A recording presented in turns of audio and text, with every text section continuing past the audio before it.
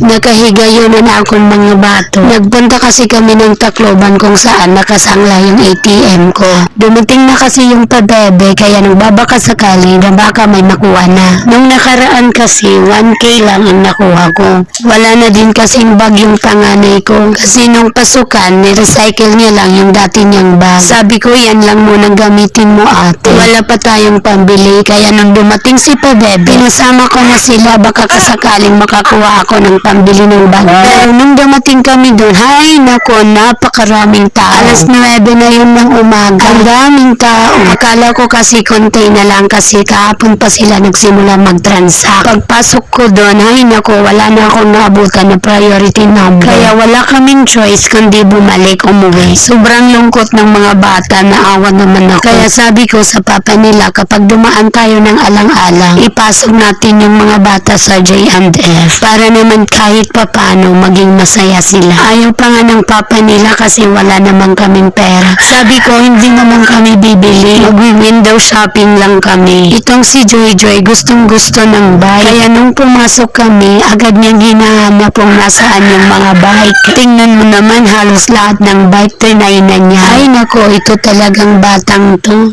Kahit hindi niya abot, inaabot pa rin niya. Makapaandar lang siya, o diba? Hinayaan ko na lang. Kada kuha niya, tapos iniiwan niya, ako naman yung tagabalik. Ayan, iba na naman yung trinay. Sabi ko, sige anak, magpakasawa ka dyan, wala naman tayong pambili. Itong ate naman niya, iba yung trip. Ito yung nagpapabili ng bag. Kasi yung dati niyang bag, sira na yung zipper, ni-recycle ko lang. Para hindi malungkot, ito inaliw-aliw ko na lang sila. Buti na lang, walang maraming tao. Solo namin yung part na may mga bike. Kaya sobrang enjoy talaga yung mga bata. Till next time!